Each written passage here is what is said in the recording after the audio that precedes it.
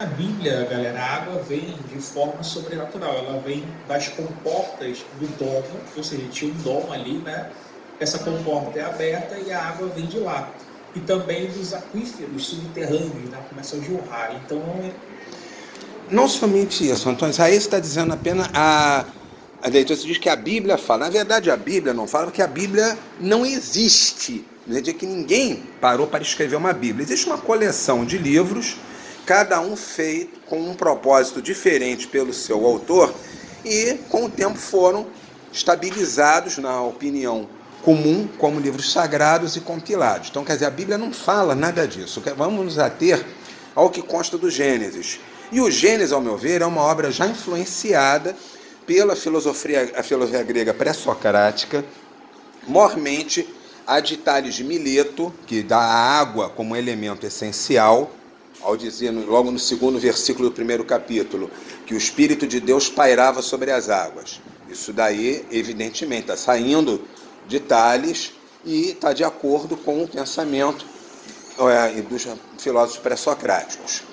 No entanto, vamos ver adiante que o padrão que segue o Gênesis, como eu vejo, é sempre de uma espiral descendente, em que ele vai sempre reduzindo do mais geral para o mais particular, e a cada volta ele diminui a ocorrência do maravilhoso ou do milagroso para chegar à narrativa mais sóbria dentro do projeto que foi o início da filosofia grega, que era de acabar com a explicação sobrenatural para o mundo e estabelecer uma explicação natural. Nós já no primeiro capítulo é dito ali que Bereshit bara Elohim eit hashamayim veit haaretz. Isso costuma ser traduzido por no princípio criou Deus os céus e a terra. Só que aí nós temos uma primeira dificuldade, porque a tradução desse primeiro versículo é complexa. Em hebraico não existe o artigo indefinido. Então, quando o substantivo vem sem estar ligado ao artigo definido, que é o eit, ele então está no indefinido. Então, não é apenas no princípio, ele pode ser um princípio. O verbo bará, ele também tem mais de um sentido, não apenas o de criar, mas o de separar, de discernir. E Elohim está no plural, o que sugere que estaria falando, na verdade, de uma espécie de seres divinos chamados de Elohim, assim como os sumérios chamavam de Anunnaki aos seus deuses supremos, aquele panteão de Istar, de Ea, de Enki. Então, ele começa, na verdade, dizendo um princípio, isto é, algo como o logos grego, separou os deuses, os céus e a terra. Então aí, na verdade, já no primeiro versículo ele explica de onde veio Deus ou quem fez Deus. Ele diz que ele foi separado por um princípio indefinido e impessoal da matéria. Céus e terra, matéria, os deuses, quer dizer, não somente os deuses, mas todos os deuses foram separados da matéria por um princípio, um logos impessoal. Isso é o que está dito no primeiro versículo, se formos revisar a tradução. Aí ele prossegue, mostrando aquela ordenação, não uma criação, mas uma ordenação do mundo. Da mesma forma como encontramos no Enuma Elish dos Sumérios, a terra também vindo do encontro das águas, Tiamat é morta para dar origem ao oceano, Marduk vem como um governante final, impõe a ordem que é vigente entre os sumérios. Então também nós encontramos ali deuses ordenadores, mas não é o Deus sozinho. Os católicos falam, era a Trindade. Os protestantes dizem assim, não, o verbo está no singular, embora a palavra esteja no plural. Nada disso, está falando de todo o panteão daqueles deuses que eram cultuados na região da antiga Sírio-Palestina, aquela parte do crescente fértil. Esses é que eram os deuses que colocaram os Elohim, veio a espécie deles. Posteriormente, ganha protagonismo o Yahvé, é claro que aquilo ali é resultado da união de textos antigos, que havia alguma tradição elohista, como é apontada pelos linguistas, que existem vários textos que mencionam apenas os Elohim como espécie. Outros textos do Gênesis mencionam Yahvé, e de falar é a tradição já vista. O texto é uma coxa de retalhos. Alguém, em algum momento, entendeu de reunir esses textos antigos e tentar montar uma narrativa coerente, pegando todo esse folclore que já vinha vindo muito antes do tempo que se poderia já dizer que teria vivido Moisés, que também isso já é um outro ponto. Eu concordo com Freud que Moisés não existiu. Aí nós vamos partir para o momento que entra o homem na história. O final do capítulo 1 diz que Deus criou o homem e a mulher do barro. No capítulo 2, encontramos já Adão sozinho no Éden, e Deus já ele precisa de uma companheira que lhe seja idônea. Aí vem aquela exegese medieval de que a primeira esposa de Adão foi Lilith, que teria sido criada do barro junto com ele, mas não aceitou ficar embaixo dele na hora do sexo. Aí cria Eva para ser submissa. Narrativa reforça o patriarcado como temos hoje. Isso é propício à cultura romana, propício à cultura medieval de colocar a mulher na dependência do marido. Mas não é nada disso o que temos ali. O que temos, na verdade, é um trocadilho, porque esses textos hebraicos antigos, eles também têm o seu caráter humorístico. E muitas dessas obras são cheias de trocadilhos. E quem escreveu isso foi um trocadilhista. Porque o nome Adão, Adam, é um nome próprio para um homem em particular. Mas a palavra Adama, quer dizer, a humanidade, quer dizer, o homem com H maiúsculo, indicando a espécie humana, é dito com a mesma palavra. Então, na verdade, temos aqui um trocadilho em que depois de criar Adama, a humanidade, aparece em cena um indivíduo dessa espécie humana chamado homem.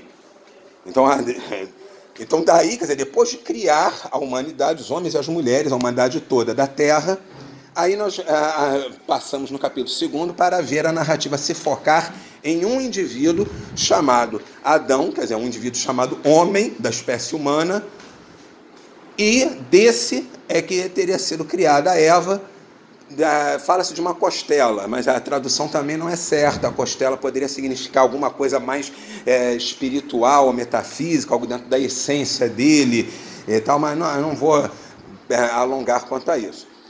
Dali a pouco temos a descendência de Adão enchendo a terra de violência. O que era a civilização humana? Nem civilização, era a cultura, que não é certo falar em civilização. O que era a cultura dos homens primitivos antes da agricultura? Era a caça e coleta. E como é que vivia o caçador-coletor? Ele saía a campo, pegava o animal que quisesse, coletava os frutos que encontrasse espontaneamente rompidos na natureza, e se houvesse alguma questão com o outro do tipo, eu atirei no servo primeiro, eles resolviam aquilo na mão, com violência. Os caçadores-coletores estavam num estado de guerra uns contra os outros, para os padrões da sociedade agrária que veio depois. O mundo estava cheio de violência porque os caçadores-coletores eram uma espécie indômita, sem lei, que andava pelo mundo sem usar roupas, também num estado, como nós podemos ver, dentre os achados mais antigos da paleantropologia, de que não tinham nem calçados para os pés, depois é que foram aos poucos desenvolvendo roupas a manejar o fogo, mas num primeiro momento o ser humano era tão besta-fera quanto os animais que andavam soltos pela terra. Então isso seria uma memória muito antiga do início da agricultura.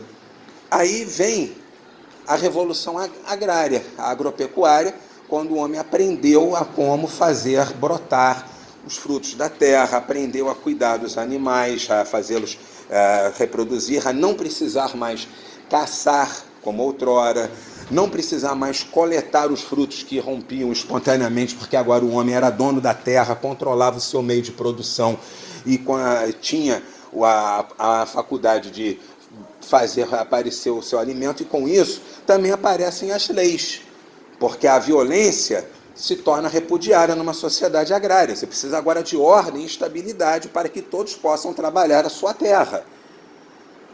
E, com isso, os remanescentes dessa cultura de caçadores e coletores que temos hoje são os ladrões, são as pessoas que não trabalham e tomam aquilo que os outros fizeram, que não lhes custou conseguir, vão lá e pegam através, seja do furto, seja do roubo, que é um emprego de violência. Então, são os remanescentes dos antigos tefilins. Só que quando a agricultura começou, a terra foi irrigada, e isso é que é poeticamente referido como sendo o dilúvio. Quer dizer, no momento em que a terra se tornou irrigada para que as culturas nascessem, o mundo dos caçadores e coletores deixou de existir. Não houve mais espaço para aqueles homens violentos do passado que foram identificados como os nefilins, quer dizer, os heróis da antiguidade, mas que eram heróis no sentido mais bárbaro e violento do termo. Daí, não é à toa que no capítulo seguinte aparece Noé plantando uma vinha. Então, novamente, o Gênesis, a cada vez que ele vai prosseguir na narrativa, ele repete algo da anterior com outra roupagem e retirando aos poucos o maravilhoso, o divino, o milagroso, para torná-lo cada vez mais real, de acordo com a realidade que nós temos no mundo. Aí vão seguindo as gerações. Nós encontramos primeiro aqueles patriarcas que têm, digamos, milagre em suas vidas, como o Abraão, que se torna pai aos 100 anos, engravidando a sua esposa Sara, uma mulher de 90, que já tinha passado há muito tempo da menopausa. Aí depois nós encontramos Esaú e Jacó brigando entre si dentro do ventre e saindo os dois do útero da mãe, ainda querendo um puxar o outro para dentro para ver qual deles ia nascer primeiro. E sempre é dita aquela observação: esse é a origem dos edomitas, no caso de Esaú, quer dizer, encontramos outras que falam realmente que das filhas de Ló saíram também os amonitas, são ancestrais de parte dos atuais palestinos. Então é sempre, a própria Gênesis ressalva que está falando de uma origem lendária, simbólica, dando uma explicação figurativa para descrever o caráter dos povos que havia, da mesma forma como os gregos empregavam dos animais em suas fábulas. Vai ver Esopo, que colocava os animais para representar os seus apólogos, colocando a raposa como um sinônimo de astúcia, o burro para estupidez, o leão para a autoridade cega. Então também o Gênesis está seguindo essa mesma tradição literária de falar em figurações. E aí ele vai prosseguindo até chegar na narrativa de José. E a história de José não tem nada de sobrenatural. José não teve nascimento milagroso. A mãe dele morreu, não a mãe dele, que era irmão de Benjamim, no parto morreu Benjamim, quer dizer, ele que era o irmão mais novo, mas não tinha nada de milagroso aí, isso é uma coisa que acontece. Não havia nada de excepcional ali, nenhuma geração estranha, alguma história cavernosa para que ele tivesse nascido como na história de Judá e Tamar, por exemplo. Não acontece nada disso, simplesmente um homem comum. E a única coisa que aparece, que seria, digamos, um enredo com um aspecto ficcional que leva como o gancho para que a narrativa se construa, a sua capacidade de interpretar sonhos. Só que o sonho é algo natural a todos nós. Nós sonhamos todas as noites. E muitos tentam interpretar, e há realmente eventos de sonhos que são premonitórios. Isso daí não é uma coisa que eu poderia chamar de espantosa, de fora do normal. Isso é algo que está dentro da experiência comum. Então, em José não há nada de milagroso que tenha havido a interpretação do sonho de que os feixes dos seus irmãos se curvaram diante do feixe dele, e todos entendendo. Então quer dizer que um dia você vai reinar sobre nós?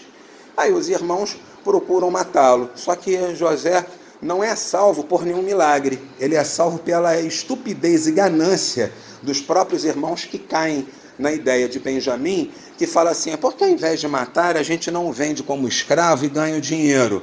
sendo isso um subterfúgio. Aliás, me entende que ele nem falou da escravidão, desculpa, ele não deu a ideia do escravo. Ele deu a ideia apenas de jogá-lo no fosso para deixá-lo morrer de fome e sede, para que eles não derramassem sangue. Isso é algo coerente com o que havia nas sociedades antigas, de que era um tabu derramar sangue dentro da cidade. Então, quer dizer, sujar a mão de sangue era algo negativo. Então, ele considera uma forma hipócrita de matar, era fazer alguém morrer de fome ou de sede, ou levar para fora da cidade para matar por lá. Entre os gregos e romanos era muito grave cometer um homicídio dentro das muralhas da cidade. Agora, do lado de fora das muralhas, não havia essa interdição. Aí os irmãos que pensam assim, porque ficaram olhando assim, com o tempo, quer dizer, estavam com a intenção inicial de matar. Aí depois vem a ideia, vamos jogar no fosso para que ele morra de fome, sem que violemos um tabu. Isso deu tempo a que eles pensassem, vamos vender como escravo. E aí ele vendido como escravo. Isso também não tem milagre nenhum aí. Foi a ganância, a baixeza humana que o levou a ser vendido como escravo. De lá como escravo, ele foi acusado em falso de cometer um crime grave. E muitas pessoas são acusadas em falso de cometer crimes graves. Na cadeia, normalmente, ele sai interpretando os sonhos do copeiro e do padeiro de Faraó. Novamente, uma coisa que pode acontecer. Não quer dizer que José seja uma personagem histórica, mas os fatos narrados da vida de José poderiam ter acontecido, podem acontecer com qualquer um de nós. Ele conseguiu dali sair da prisão, não por uma intercessão divina, não por uma mão de Deus que apareceu escrevendo no palácio do faraó para soltar José, como se diz que apareceu a mão de Deus no palácio de Belchassar anunciando a queda de Babilônia. Nada disso. Ele saiu de uma forma, que vamos chamar, completamente natural, dentro do que pode ocorrer na experiência comum. E a coisa assim prossegue. Quando José morre, ele morre com 110 anos, que ainda é, embora uma vida muito longa, dentro da média do que se pode chegar ao máximo em condições normais. Veja que ele não teve uma vida de 930 anos como Adão. Ele não teve uma existência também longa de mais de 180 como Abraão. Ele vive 110 anos, quer dizer, sequer os 120 que se diz que Moisés teve. E mesmo hoje existem homens e mulheres que chegam aos 110 anos. São poucos, são. É raro, mas não é impossível. Então, quer dizer, a história de José não tem nada de impossível. Então, ele poderia ser uma personagem histórica real? Em tese poderia, não tem documento nenhum.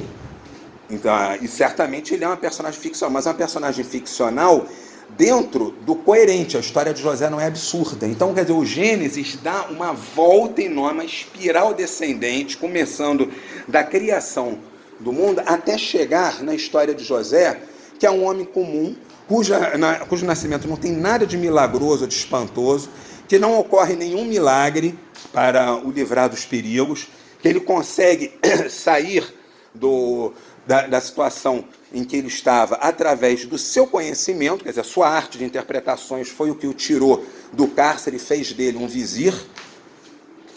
Então, o que é que eu acabo concluindo de tudo isso? Que o Gênesis é o primeiro escrito ateísta da humanidade e acabou sendo colocado na abertura de um livro sagrado. Agora, por quê? Porque quem olhou quis dar a interpretação que quis dar. Quis tornar aquilo literal onde ele é poético. Isso aí já sabemos, que o problema do literalismo é esse. Vários outros textos bíblicos também, eles são apenas poéticos, figurativos, e são tratados literalmente. Agora, a ironia é que o que eu vejo no Gênesis é que ele é uma obra inspirada pela filosofia grega que procura retirar o maravilhoso e desencantar o mundo. Que é esse o projeto da filosofia pré-socrática, que depois foi aperfeiçoado por Sócrates, Platão e Aristóteles. É desencantar o mundo e explicá-lo segundo leis naturais. Então ele mostra que esse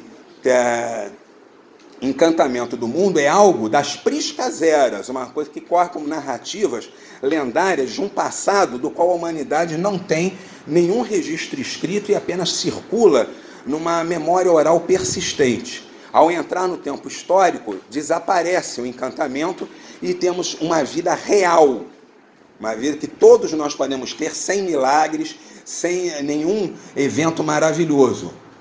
Então essa é a mensagem que passa o livro do Gênesis, como o primeiro escrito ateísta da humanidade e, paradoxalmente, tornado o livro de abertura de uma coletânea de livros sagrados e que, ao longo dos últimos séculos, foi o que mais serviu a justificar e embasar o fundamentalismo religioso, a escravidão, guerras, combate execrável do fanatismo contra a ciência, como o caso do famoso julgamento do macaco, que tem sempre por base o que está em Gênesis, o que está em Gênesis. Então, o que está em Gênesis é que o mundo, depois da Revolução Agrária, depois que o homem aprendeu a escrita, depois que o homem começou a investigar os fenômenos naturais, se desencantou.